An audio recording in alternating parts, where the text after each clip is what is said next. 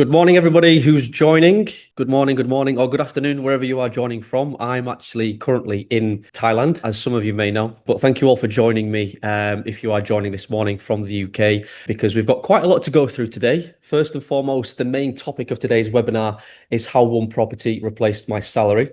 However, we do have a lot going on for property investors right now. So I wanted to go on a bit of a deep dive into how the Renters Reform Act is going to affect us landlords, and also the budget bombshell that Rachel Reeves dropped on us a couple of days ago with increased taxes to personal name and unfortunately limited company property investors as well. So one date I want you all to have in your calendar, the 1st of May, 2026, calling it Doomsday for landlords. And I'm going to explain a little bit more why when we get to the key changes and the key dates. But essentially, it's because the Renters Reform Act is now law, which means Section 21 is gone from the 1st of May, 2026. It means we must now give a reason to evict. Actually, I think it's a good idea, but the problem is that we have to now apply through what's called Section 8, which is a lengthy court process and can be very costly.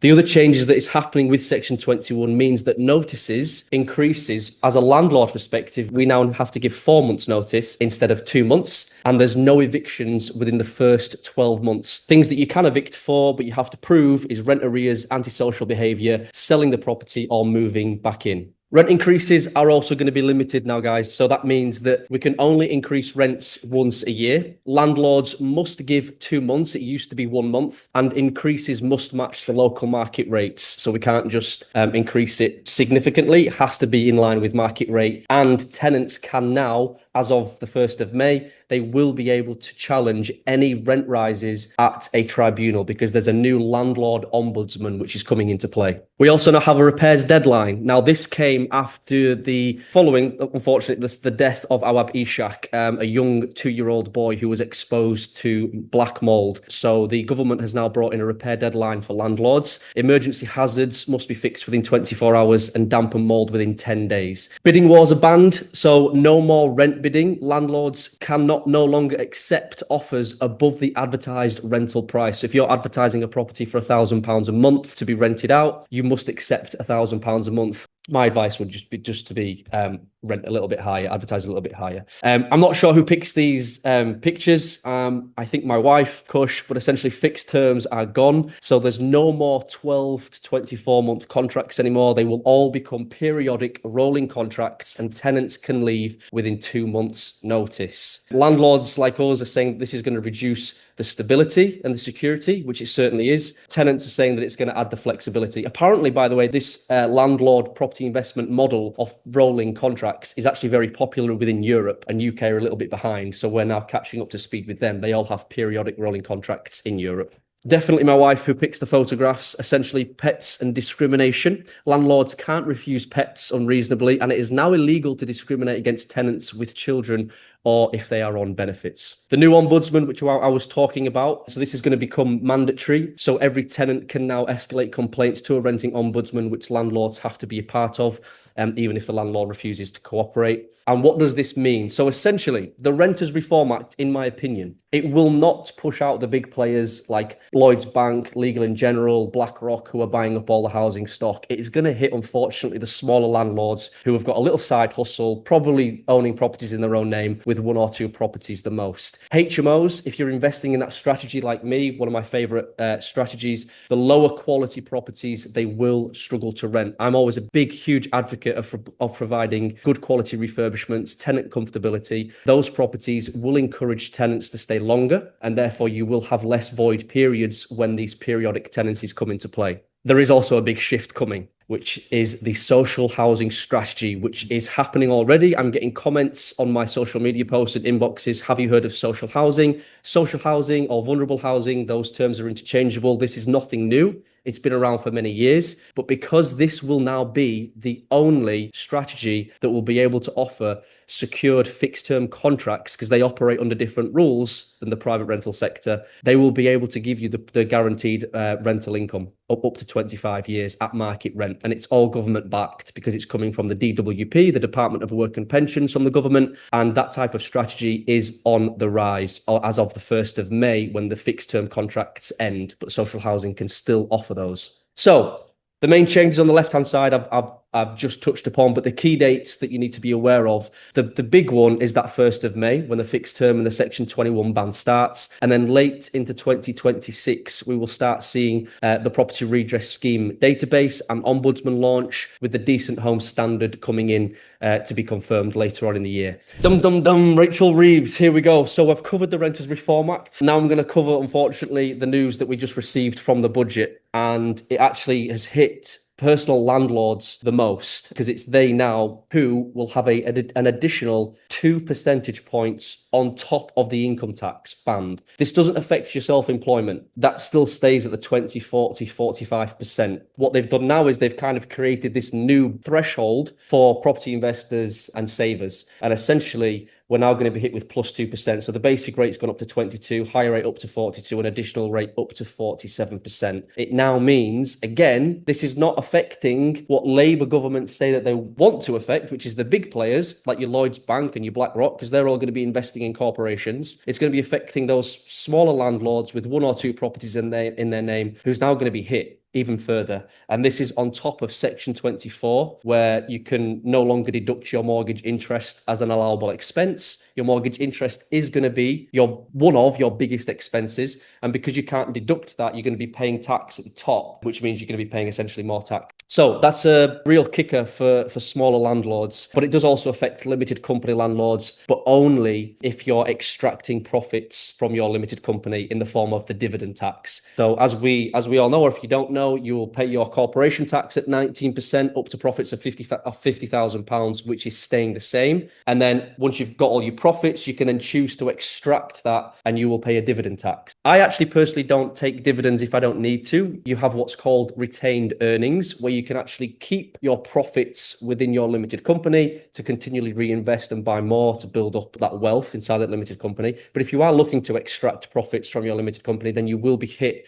with, again, an additional 2 percentage points, because the basic rate for dividend has gone up from 8.75 to 10.75, and the higher rate has gone up to 35.75 from 33.75. Surprisingly, the additional rate actually remained unchanged, but it's pretty high. Again, corporation tax, good news, does stay at 19% up to profits of 50k. Inside a limited company, Section 24 does not apply. So you can deduct your mortgage interest as an allowable expense, meaning you'll pay tax on less profit. And the dividend tax only applies if you choose to pull your money out. What does this mean for us? And what's kind of like my message to landlords is that now more than ever, purchasing through a limited company probably going to be the better option for a lot of landlords. And the gap between the personal name and the company ownership just got wider. Now, it's false information if you're being told that you should only invest in a limited company. That's not true. Because if the rule of thumb is that if you are earning up to £50,000, let's say you've got a 25k a year salary and you're looking to add 1, 2, 3 properties to that, you'll probably still be sitting underneath the higher rate of tax at 40%. So you'll still be getting that 20% basic rate for self-employment, but now 22% for property income. So it's still okay for some investors, if they want to invest in their personal name, to remain in that basic rate threshold. But if you are looking to scale, which is what we try and promote at the JPU, then obviously the limited company aspect is probably going to be the better option. We're now going to move into the bulk of the webinar, which is basically showing you one of my best investment strategies. Not because of the money that it generated, which is nice, but also the freedom that I was able to get and get my time back, because I actually was a kitchen fitter, which I'll talk you through, earning 25k a year salary back in 2020. I was already investing in property. I was flipping properties. I had a couple of buy-to-lets, and I realized how powerful that this strategy can actually be. Investing in property did allow me to open up the estate agency, because I've got my time back now. And I've also got our mortgage broker service as well. So a little bit about me in 2020, I was a kitchen fitter. I was already flipping properties and I was doing some buy-to-lets. This was my first HMO and I was on a 25k a year salary. To be honest, absolutely hated it. It was early morning start. It was late finishes and I suffered really badly with eczema, and all the dust from the MDF when I was cutting it was just getting into my cuts. This was a really dark time that I didn't like. And I knew that just getting into something, and that something for me was property, allowed me to escape. This was the property. It was a 4-bedroom house. It was in Hull. It was 10 minutes away from the university. I've still got this property, by the way. It's in my personal name. Another mistake. I wish I'd have known. Again, could have invested in limited companies. But it was being used illegally as a HMO because we have, it's actually really hard to see, but they've got thumb lock twists on here and they had numbers on the door. So it was like 1, 2, 3, 4 on each of the bedrooms. So it was clearly used as a HMO, but it was illegally used. This is the bedroom, but the bathroom that we converted into the 5th bedroom. This is the smaller bedroom upstairs, and this was the kitchen. And look at that plant in the back, because that's what I'm going to get onto next. It was Japanese knotweed. Some of you may have heard of this before, some of you may not. 2 days before completion, I took this photograph. It was my final visit, my final inspection, and I saw this plant, and I was like, what the hell is that? Bearing in mind, this is the actual photo of what it looked like, but it started off like this. This is like 2 weeks before when I went on the first viewing. Started off as little shoots. They started to grow, and then it started to spread into the neighbours. This is the neighbour's garden. And then apparently, these are not pictures from me. I've pulled these from Google, but the experts say that it can damage the foundations of properties. It can ruin driveways. It can ruin garden fences. It can grow through the bricks. To be honest with you, I went and bought some commercial agricultural weed killer. You can get a treatment plan in place for this as well, where they actually come back and they do like quarterly visits, put it down the chutes, never seen it ever again. So if you see Japanese knotweed, use it as a negotiation tactic, because this is what I did. Don't be afraid of it. It can be sorted. On the day of completing, my original offer was 55,000 because I knew that it had fallen through at that during COVID. Still a cheap 4-bed property for 55k. I completely lowballed at 35, knowing that it was a repossession. They wanted to complete. It was refused. I wasn't surprised, but they met me in the middle. They met me in the middle at 47,000. And this is the actual letter from the solicitors, basically saying that due to purchase of finding Japanese knotweed, there's a revised figure of 47 and it's been accepted by the vendor, and we'll be looking to transfer the cash today.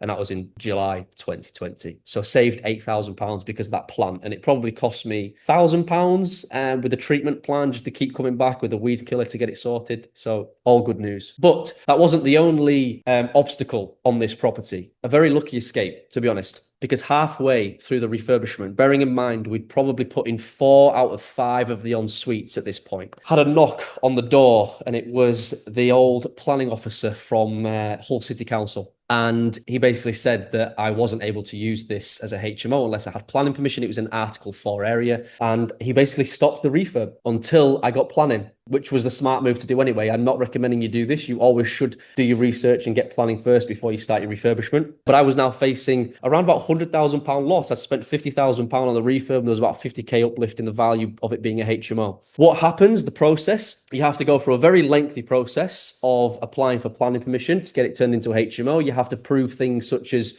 the number of HMOs already existing on that street. In Hull, it's quite high. You're allowed up to 50% of HMOs to be on that street. The other 50% has to be residential properties. Other things like, is there enough parking spaces on the streets? They do a survey. My phone album was full of parking spaces off Prince's Road in Hull, just making sure that I've got enough spaces to show that an increase in occupants of this property from a 4 to a 5 would be available to meet demand. I think it's like 3 parking spaces that I had to show at different times of the day. So I had to get up at 6 o'clock in the morning all the way through to 7 o'clock at night, because the councillors kept saying, we need proof that it's going to be, not when everyone's at work. We need to show that when everyone's waking up on a morning, there's still going to be space. Fair enough, by the way. I totally get that.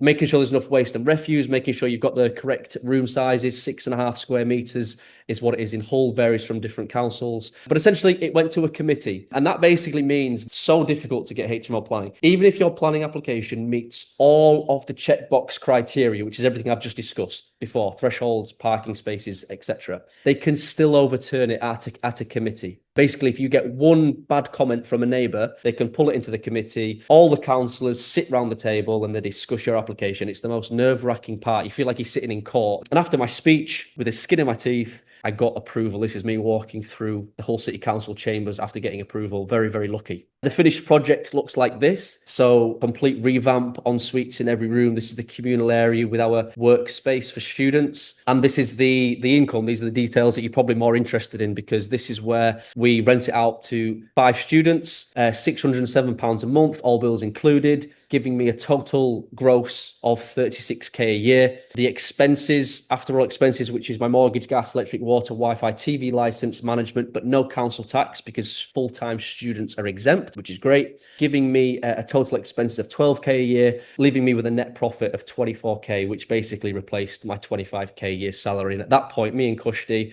we said, that's it, we're going all in on property. She was actually working as a teacher. She was teaching children how to learn English. We both just packed that in. I was doing kitchens, and we went full into property and never looked back. We actually added, in that year, we added 2 more HMOs and an Airbnb. So pretty good for scaling. HMO planning permission, these are the types of things that I wish I would have had before starting this refurbishment, which is some of the tools that we give inside the JPU. Basically says, a little flow chart. Is the property inside Article 4? Yes, you're going to need planning permission for any size HMO, which starts from 3 or more unrelated occupants. If it's not inside Article 4, that's great. That means you can actually make a property up to 6 bedrooms. You can convert a family house any size up to 6 bedrooms without planning, but you will need a HMO license, because that's slightly different. I say this to my students every masterclass. Planning is not the same as licensing. It's completely different. Just because you get HMO planning does not mean you will get HMO licensing. Even though they are both council operated, they are different departments, and vice versa. If you get the license, doesn't mean you'll get the planning. You need both if it's above 5 bedrooms, because planning permission kicks in at 3 occupants in an Article 4, but licensing kicks in at 5 occupants for mandatory in England and Wales. And we actually have another little diagram here. So if you're in England, if you've got 5 or more unrelated tenants, no, you don't need a HMO licensing. If it has, then you will need a license. And in Wales, you have to be part of the Rent Smart Wales anyway, but I think that's quite simple to get. By the way, if I had to choose between the two on what's the easiest, HMO license is the easiest to get. HMO planning is far more difficult, more subjective opinions inside that committee meeting that can go wrong. Whereas the license, it's like a checkbox criteria. Is it over 6.5 square meters? Yes, great, you've ticked it. Have you got the correct fire safety in place? Yeah. Is there anything blocking the landing upstairs? No. Okay, great. So it's like you're basically ticking it off. So quite simple. And then if you're joining us today from Scotland or Northern Ireland, again, we have more information about that for licensing, because it's slightly different. So start receiving notifications like this, which is my favorite notification from booking.com or your rental income. My second favorite notification is when you get 5-star reviews. And as of today, if you've got any questions, please speak to our team. You can scan the 2 QR codes. The big QR code will take you to the JPU website. The small QR code will take you to our WhatsApp team. Also on the JPU website, you will be able to speak to our team anyway through WhatsApp. It's like a little live chat button in the bottom right corner. So have a good day, everybody. Have a lovely weekend, and I'll see you all soon.